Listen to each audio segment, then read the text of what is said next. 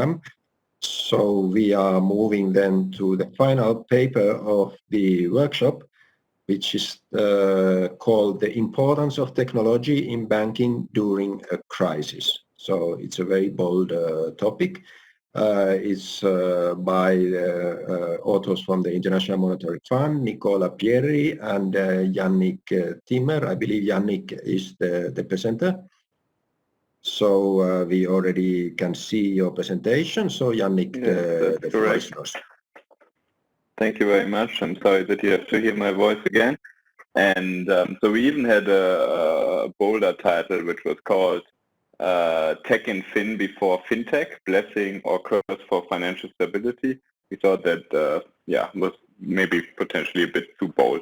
But anyway, so everything that I'm going to say is of course my view and not the view of the IMF. So thank you again for accepting the paper on the program. And although I don't really have to motivate the topic of the paper, I would like to stress that, as we all know, IT has become more and more important in lending decisions, and this has been especially can be especially seen due to the importance of fintech. But also, actually, technology has always played a pretty big role in banks, and even now, banks, they don't really see themselves sometimes as only banks anymore. So if you look at these quotes from bank executives, you can see that they actually see themselves sometimes as a technology company. So for example, Michael Corbett said we see ourselves as a technology company with a banking license. Marian Lake says we are a technology company. Ralph Hammer says we want to be a tech company with a banking license. So there are many of these quotes. And then we were wondering, so what does actually, what is the impact of technology in banking on financial stability? And there are many papers coming out these days on, fintech, and they potentially want to also say something about what it means for financial stability. But we think that it's really difficult to say something about financial stability if you haven't really seen like a financial crisis yet. Well, now, I mean, we wrote the paper before COVID, but now we have a crisis, but we still haven't really seen the financial system so much in trouble. I mean, NPLs in the US are pretty flat and so on, and that's exactly what we're going to look at. So that's why we said, okay, now let's look actually at technology of banks before the global financial crisis and see how did that help or harm financial stability. So what we do is we compare high and low IT adopters across all commercial or many commercial banks in the US, and then we look at their performance in the global financial crisis, but also before the global financial crisis. Our focus here is on NPLs, but we will also look at loan level data where we look at the mortgage delinquency, and we can also look at lending later on. And let me say that let's take a step back and think about what is the relationship between IT and banking and financial stability. On the one hand, you may say, well, that's obviously positive or negative. Let me start with the positive one. So IT can allow, gather, store, and distribute information. And you can also, if you have more IT, it allows you to use more sophisticated statistical models. So essentially, you are better in screening and monitoring, and that's why you may perform better when a shock hits. On the other hand, if you have too much IT or if you have a lot of IT, then you may actually neglect soft information, and that will, in the end, harm you when a shock hits. And especially these models are usually trained in normal time. So when a shock hits that is completely different from what you have seen or what models have seen so far, it may actually turn the other way around. Moreover, IT may also encourage moral hazard through securitization and financial innovation, which then also would have negative impacts on financial stability. So this graph shows really kind of the main part of the paper, the main conclusion of the paper. So here we show the non-performing loans of high IT adoption bank and of low IT adoption bank. And you can see that high IT adoption banks and low IT adoption banks have almost the same NPL to assets ratio before the global financial crisis. But then when the financial crisis hits, you can see that the NPL of low IT adoption bank goes up much more than of high IT adoption bank. And we use that as evidence to say, well, actually, maybe IT adoption helped banks to be more resilient during the crisis. And this is kind of really what I want you to take away from this presentation and from the paper. And the rest will be more about convincing you that this is actually causes impact and what a little bit is the mechanism behind all of that and what drives IT adoption. So let me say how we measure IT adoption. We go back to a literature that looks at IT adoption in non-bank corporates. So this is they use a data set that is called Aberdeen, and it's used by a lot of papers that have been published very well, but they haven't used the data for the financial sector. So it's a survey that asks establishments in the US, all establishments, both non-financial corporates and banks, and for banks these are branches, how many personal computers per employees they have in the given year. And then what we do is we have the different branches in the US for all the banks, and then we aggregate it up to the bank level, and we take out some of the regional characteristics. So this is really estimating this regression on the bank level and then taking the bank fixed effect. And then we merge this bank level data on IT adoption to standard regulatory data that I will not go into detail with. And these cover NPLs, asset loans, wholesale funding, and so on.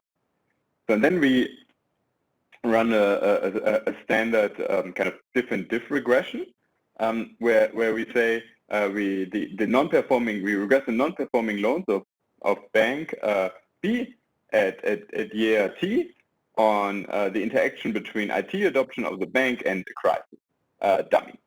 And then we include bank and year fixed effect. But in the first column, we don't include bank and year fixed effect, and you can see that, of course, in the crisis, NPL ratios are going to be higher for all banks. The IT adoption variable is insignificant and negative, which means that outside of the crisis, IT adoption doesn't really help in terms of mitigating the level of the non-performing loans, as we have seen in the graph that I showed you in the very beginning. However, when you look at the interaction between IT adoption and the crisis, you can see that there's a negative coefficient and is statistically significant. So in times of crisis, IT adoption helps mitigating the level of NPL. And now, instead of having just a crisis dummy, let me show it to you year by year. We can see that, again, before the crisis, there hasn't really been an impact of IT adoption on non-performing loans, but then really when non-performing loans are rising in 2008, 9, 10, you see very, very strong negative impact. So higher IT means lower NPLs during these years. Of course, the main question now is this just a spurious correlation? Is IT just correlate with lots of other characteristics that make banks better or let banks perform better in crises? So the first thing we do is we also have a lot of other characteristics available, and we look at the correlation between IT adoption and all of these characteristics, and we see that there's actually no correlation between these variables. And this suggests to us that it's also unlikely to be correlated with other characteristics that are not observable for us.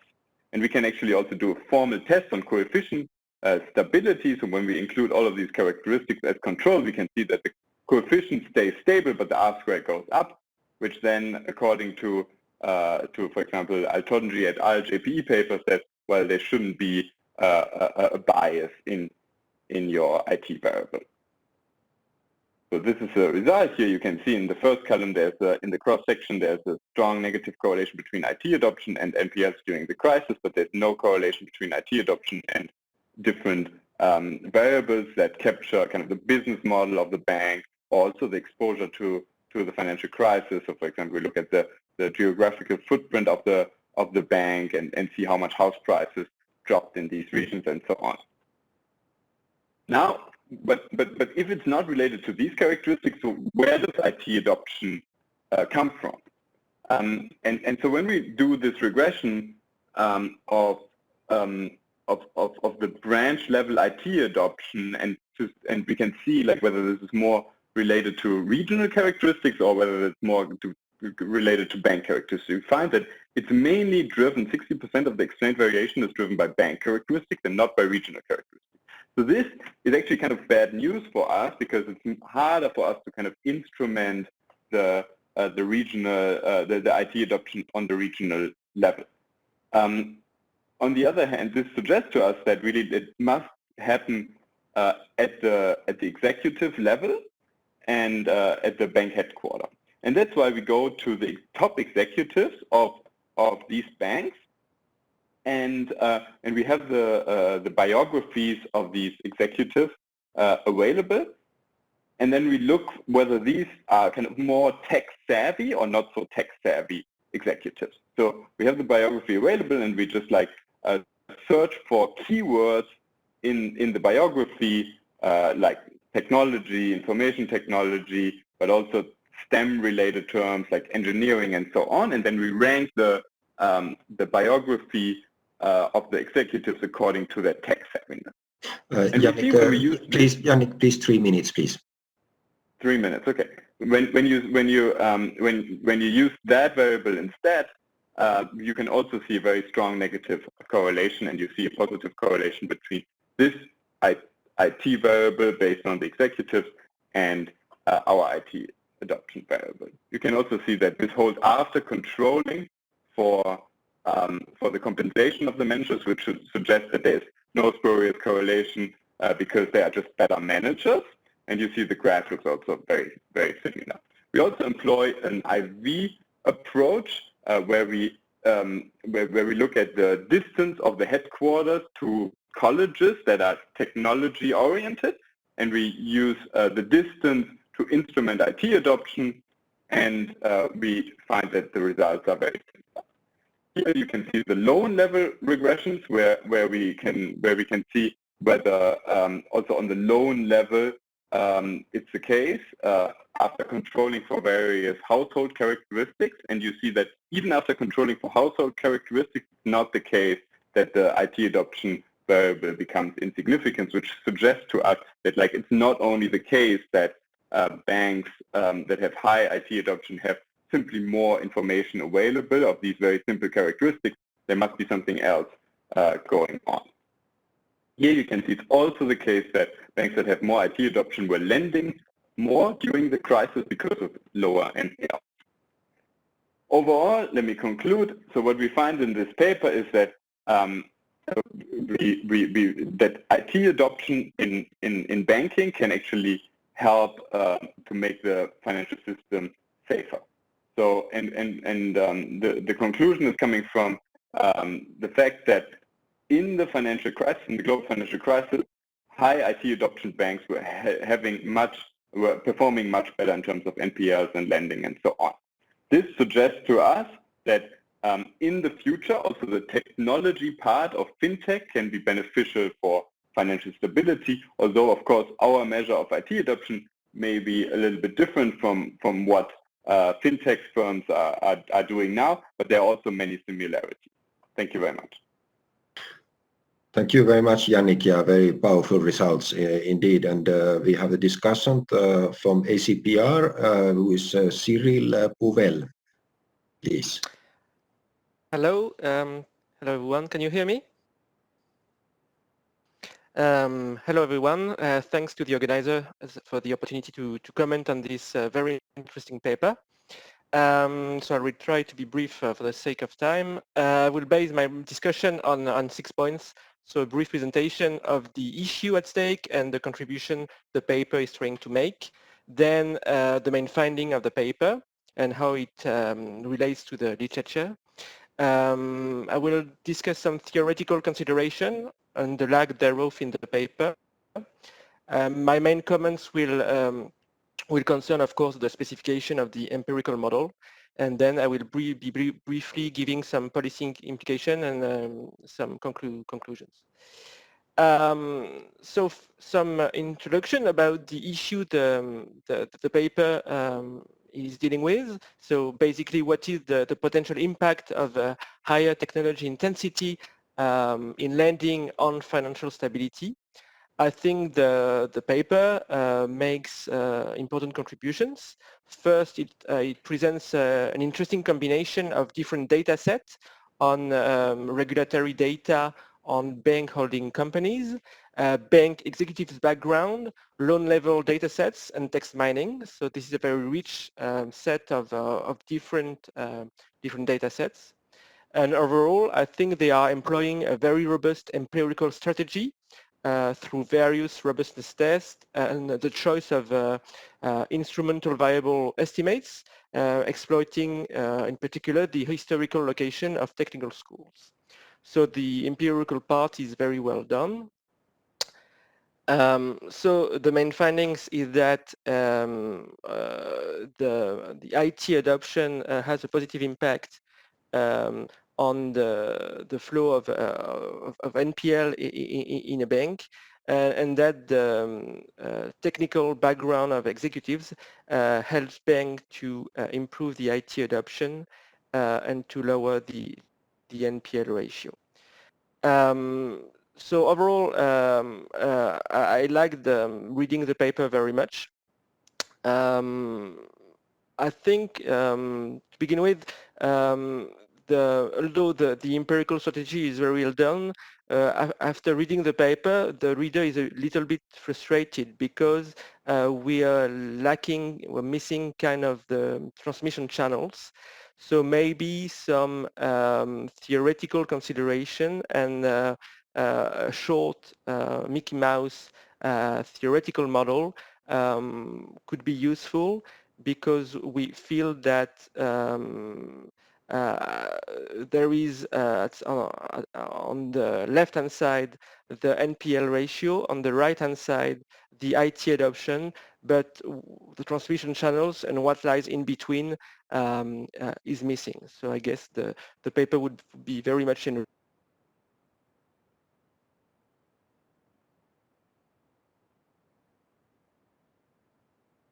We have to continue. Yannick, were you able to catch already some of the questions?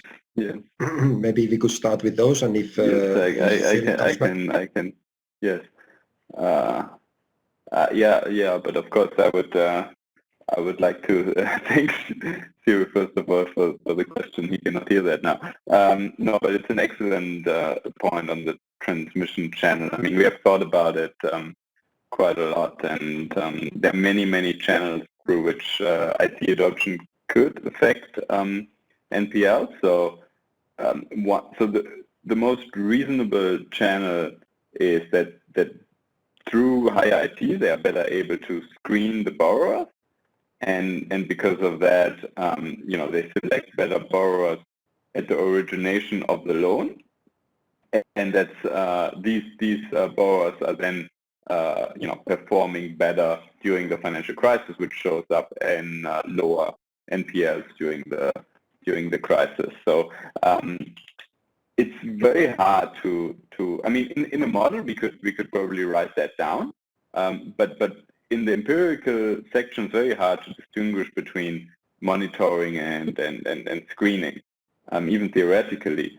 But one piece of evidence that points towards screening versus monitoring, although again this is not super clear, is that even the loans that are sold to Freddie Mac are performing better. And when they are selling off the loans, then the banks are not necessarily responsible for monitoring the loans anymore. So that means that something is happening at the origination of the loan, and not at the monitoring stage. And that's why we think screening is the most reasonable explanation. What exactly does screening mean? Yeah, that's another question. We looked into that a little bit. So we cannot see that they reject overall more borrowers. we can also not see that they shift the bad borrowers to other banks that are low IT adopters in the same area. In the loan level regressions, please just interrupt me when Cyril is back. So what we can see in the loan level regressions is that we can include zip code fixed effects, so that tells us a little bit about the channel, and we see that the results stay there, but they get a bit weaker. So that means that IT banks are somehow better in kind of differentiating between zip codes and potentially, good or bad areas. And indeed, we looked also at some HMDA data, and we looked at like house prices, and you can see that they reject more borrowers where house prices in the crisis are falling more. So that's one potential chance. So they somehow have a better model of, that's one potential explanation that we actually do not have in the paper, because it's not super clear to us exactly how it works. But that's one potential explanation for why they're doing better, because they're better able to spot the areas that are overvalued. And then there's a question, should I read that? It could also from Mahmoud Fatou from the Bank of England. He says that it could also be that better IT capabilities can increase banks to model potential future losses and prepare for them. Yes, so I think that's also one explanation. So what we can actually do is we can look at the provisions and so we can see whether they are also able to kind of see whether they're expecting lower NPLs or whether it's really coming as a surprise to them. So I think that would kind of address that. We still have that as a thing to do on our to-do list, but we haven't done that yet. So Cyril is back, so I give you the floor again. I'm very sorry. Thank you. I didn't even realize that I was off. So Cyril, you're done with your discussion. Yeah. Maybe if you have one final point to make, Cyril, and then we move on. Huh? Yeah, I don't know at which point I was shut off. So sorry for that.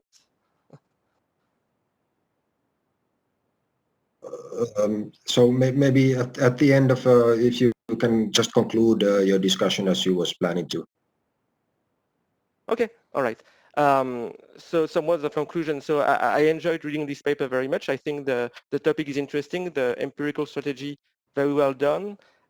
I think the paper would be made even more richer with some theoretical underpinnings, more justification of your measure of IT adoption, and of course some policy implications.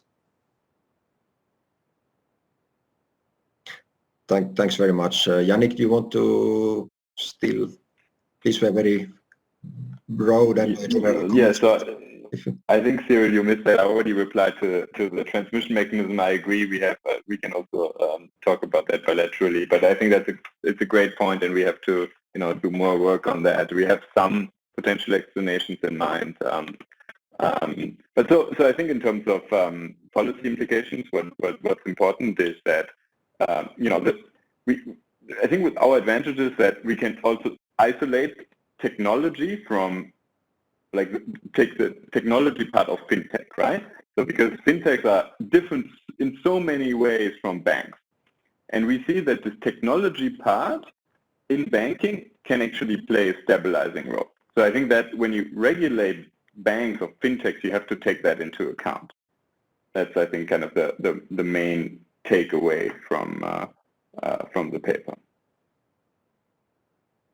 Thank you very much, Yannick, and thank you very much for all the presenters in this session, for in particular catching up with the time, because we are now just slightly running over time, which is a great achievement given that we started quite late.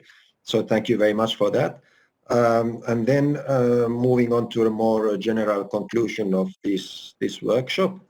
So despite this very last minute slight technological hiccup, I think we all managed relatively well. So thank you very much for all the presenters and the audience. I think we had a very interesting and even very fascinating papers and presentations during these 2 days. And I think it was particularly interesting to see novel data sources being used.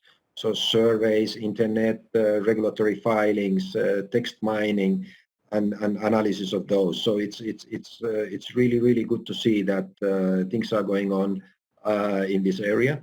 Also, it's very important to see how the business models are rapidly changing as a result of adoption of financial technology, and really the borderlines between fintech and banking are getting increasingly blurred in that sense, which is obviously creating a lot of challenges also for the regulatory community. I should mention that all the papers, slides and recorded sessions are going to be posted on the EBA website. The participants will be informed by email when they are uploaded. This should happen in the next couple of days.